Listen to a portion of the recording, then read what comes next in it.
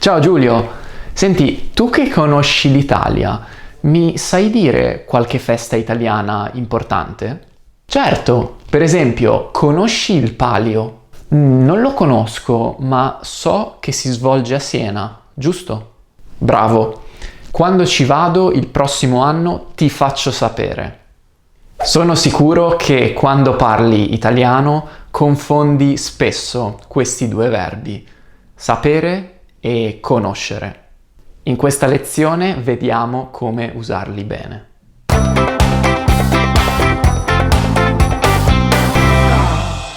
Ciao, benvenuto in questo nuovo video.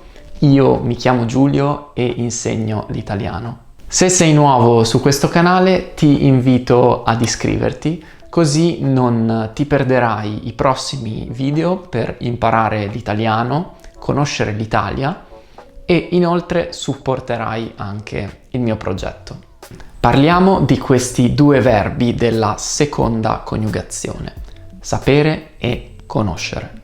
Due verbi che in inglese si traducono con to know o can, ma che non hanno una corrispondenza diretta in italiano. Usiamo sapere e conoscere in generale per indicare la conoscenza di qualcosa o qualcuno. Guardiamo per primo il verbo sapere, che ha due significati, e voglio ricordarti anche la coniugazione perché è un verbo irregolare. Io so, tu sai, lui, lei sa, noi sappiamo, voi sapete, loro sanno. Ora vediamo questi esempi per capire come funziona la struttura della frase con questo verbo, il verbo sapere. Sai che la prossima settimana vado in Italia? Non sapevo che eri ammalata. Vorrei sapere perché non mi ascolti mai. Quello che puoi notare in questi esempi è che il verbo sapere è spesso seguito da frasi, da subordinate, come la prossima settimana, eri ammalata, non mi ascolti mai. Queste subordinate indicano solitamente un'informazione o un fatto. Sapere può anche non essere seguito necessariamente da una frase.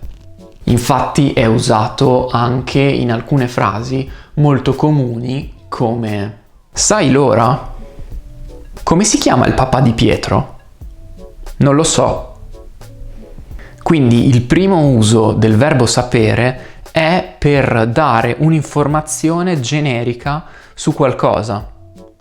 Quindi negli esempi l'ora o il nome del papà di Pietro sono solo informazioni superficiali che apprendo immediatamente. Non ho bisogno di studiare in modo approfondito. Prima di vedere il secondo uso del verbo sapere, andiamo a vedere un secondo il verbo conoscere. Bene, conoscere.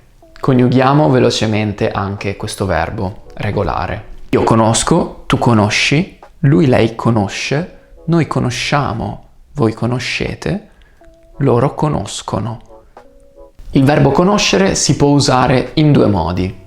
Il primo caso in cui posso usare questo verbo è per esprimere una conoscenza approfondita di qualcosa. Questo è in contrasto con il verbo sapere. Ad esempio, conosco la tradizione del Palio di Siena. Conosco bene la lingua italiana, la studio da 10 anni. Vedi, il verbo conoscere si usa per descrivere una conoscenza approfondita di qualcosa. Conosco il Palio perché forse partecipo a questa festa ogni anno e conosco la lingua italiana perché ho attivamente studiato questa lingua per molti anni. Non posso usare il verbo sapere in questo caso, quindi è sbagliato dire so la tradizione del Palio, ok? Vediamo anche l'esempio che ho usato all'inizio del video. Per esempio, conosci il Palio? Non lo conosco, ma so che si svolge a Siena, giusto?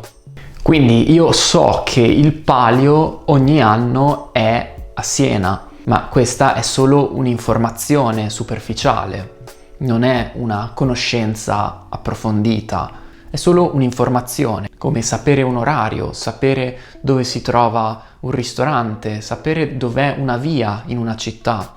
In questi casi si usa il verbo sapere. Capisci un po' meglio ora la differenza? In alcuni casi la differenza può essere davvero molto sottile, quindi è possibile usarli entrambi come sinonimi, in certi casi. Comunque questa è la differenza principale. Il secondo modo per usare il verbo conoscere è quando incontro una persona per la prima volta. Piacere di conoscerti. Posso conoscere tuo fratello? Finalmente ieri ho conosciuto tuo padre. Ora, come promesso, voglio tornare un secondo al verbo sapere per vedere il secondo uso di questo verbo. Questo verbo si può utilizzare anche in versione modale per esprimere una competenza. So parlare l'italiano. Gianni sa suonare il violino. Sai cucinare bene? Vedi, qui abbiamo sempre il verbo sapere, coniugato e usato come verbo modale. Infatti è sempre seguito da un infinito, da una forma base. Parlare, suonare, cucinare. Parliamo di un'abilità, di una capacità, qualcosa che sono in grado di fare. Ho dedicato un video più approfondito al verbo sapere in contrasto con il verbo potere, che puoi trovare qui sopra nelle schede. Bene, spero che il video sia stato abbastanza chiaro. Scrivimi un commento se hai dei dubbi in particolare. Trovi anche qui sotto in descrizione qualche esercizio per fare pratica. E sono sicuro che anche questa lezione ti aiuterà a migliorare il tuo italiano. Noi ci vediamo alla prossima lezione. Ciao, buono studio!